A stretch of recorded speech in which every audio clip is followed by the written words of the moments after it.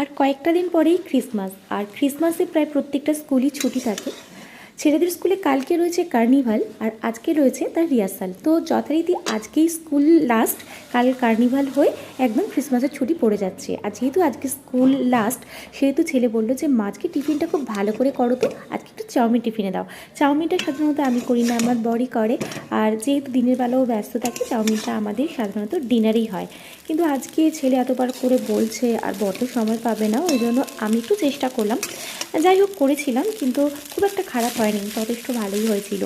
তো আমি অপেক্ষা করেছিলাম যে ছেলেকে পাঠালাম কেমন হবে। আর আমার খুব ভালো লাগে যখন সবাই আমার রান্না খেয়ে ভালো বলে, তখন আসলে খুব একটা ভালো পারি না, তো তাই আমি তো অপেক্ষাতেই ছিলাম ছেলে কখন স্কুল থেকে আসে। তো স্কুল থেকে আসার সঙ্গে সঙ্গে আমি জিজ্ঞেস করলাম কেমন হয়েছে, আর আমি জিজ্ঞেস করার আগেই ছেলে বললো মা আজকে টিফিনটা হয়েছিল ফাটাফাটি, আমার তো খুব ভালো লেগেছে, বন্ধুদেরও সবার খুব ভালো লেগেছে।